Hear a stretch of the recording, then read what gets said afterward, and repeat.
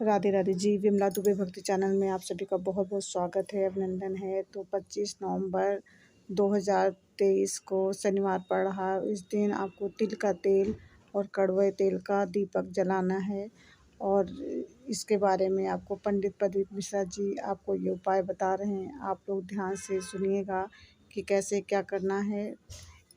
इस दिन वैकुंठ चतुर्दशी है और शनिवार भी पड़ रहा है, तो आप लोग ज़रूर करिएगा ये उपाय। उन्हीं के मुख से अभी आप सुनिए कि क्या उपाय। इस दिन भगवान विष्णु और शंकर भगवान मिलते हैं, बहुत बड़ा सहयोग है। सुनिए आप प्रदीप मिश्रा जी के द्वारा। वैकुंठ चतुर्दशी के दिन भगवान नारायण भगवान शंकर से मिलने के लिए काशी गए थे। काशी कैसे पधारे?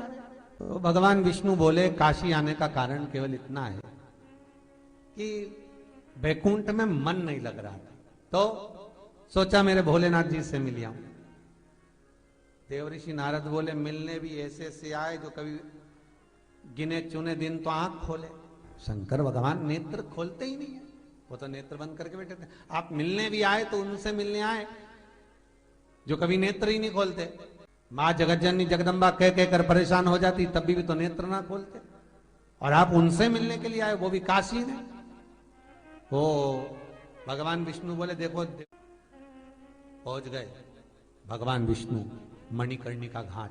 आज भी मणिकर्णिका के घाट पर भगवान नारायण का मंदिर है। भगवान विष्णु मणिकर्णिका घाट पहुंच गए और मणिकर्णिका पर जाकर भगवान विष्णु ने एक कंकर उठाया, उसको घाट पर रखा और भगवान विष्णु उसकी आराधना में लीन हो गए। वैकुंठ चतुर्दशी का दिन भगवान विष्णु इतनी आराधना में लीन हुए, इतने लीन हो गए कि कब दिन निकल गया, कब शाम हो गई, बस केवल कंकर को देखते रहे और गंगा का जल छोड़ते रहे। सुबह कब गई, शाम कब गई, मालूम नहीं पड़ा। मध्य रात्रि आ गई, तब भगवान विष्णु को लगा पूजन तो कर रहा हूं, स्मरण कर रहा हूं, पर दीप नहीं लगाए। तब भगवान नारायण ने लक्ष्मी से कहा तुम दीप लेकर।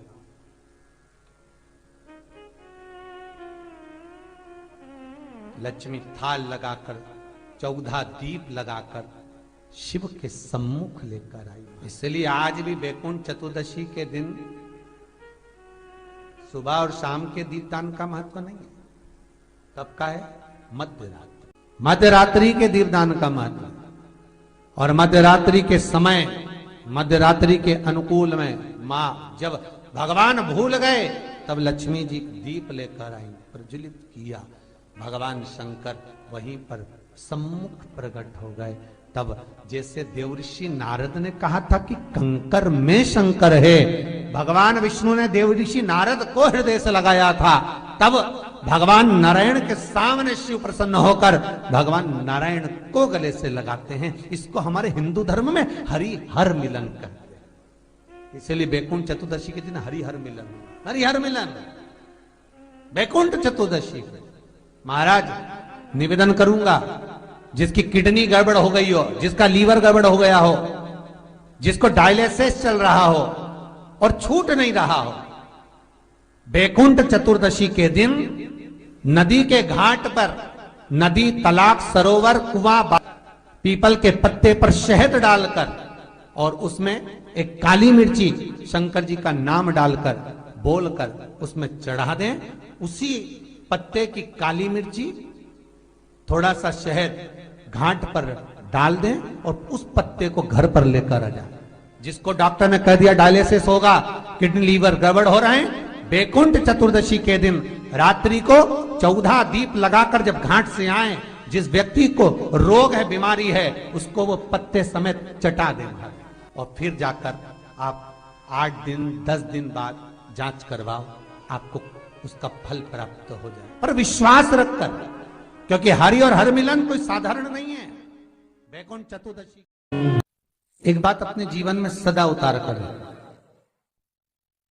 घर में अगर तुलसी का क्यारा है तो तुलसी महारानी हमें ये बता देती है कि हमारे घर में सुख आने वाला है कि दुख आने वाला है। जैसे शनि अपना प्रकोप दे रहा है या शनि उतर रहा है, ये किसी से पूछने की जरूरत नहीं पड़ती, अपने आप मालूम पड़ जाता। कैसे? शनि कथा अगर आपने सुनी हो तो उसमें व्याख्यान आता है शनि कथा में, पांव की चप्पल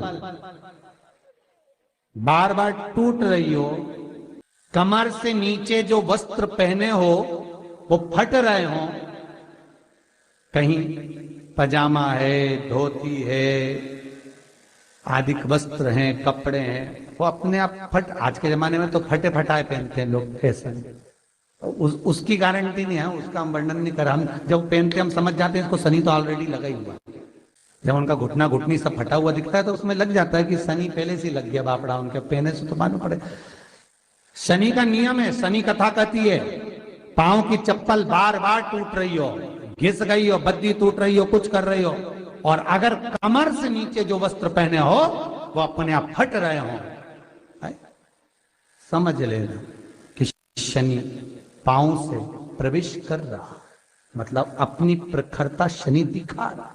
किसी मंदिर में गए महाराज और वहां जाने पर चप्पल चली गई तो समझ लेना शनि की कुदृष्टि अब पड़ना बंद होना चालू हो गया।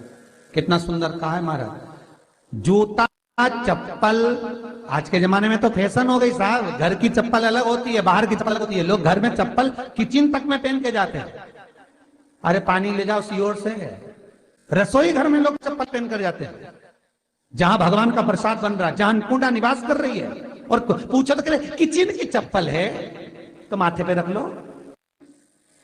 तुम अपनी माँ को जरूर देखना है एक बार, वो बूढ़ी माँ कितनी बार किचन में चप्पल पहन कर गई, मुझे जरूर फोन कर कर बताना। बूढ़ी माँ रसोई घर में आज भी बिना चप्पल के जाती है, और बहुओं की कहीं एड़ी नहीं फट जाए, ठंड नहीं बैठ जाए, इसलिए ये रसोई घर तक में चप्पल पहनकर जाती है। सूर्य नारायण की कथा पढ़ना, शनि महाराज की कथा पढ़ना, और गरुड़ पुराण की कथा पढ़ना, जिन जिन कथाओं का हम व्याख्यान करें उसको पढ़ना जरूर हो। क्या लिखा है? घर के अंदर जब चप्पल जाती है रोग। वैकुंठ चतुर्दशी को भगवान विष्णु और शंकर भगवान का मिलन होता है। तो आपने पंडित प्रदीप मिश्रा जी द्वारा आपने सुनी कैसे क्या संयोग बनता है। तो आप लोग वीडियो अच्छा लगे तो लाइक शेयर सब्सक्राइब जरूर कीजिएगा। ओम नमः शिवाय।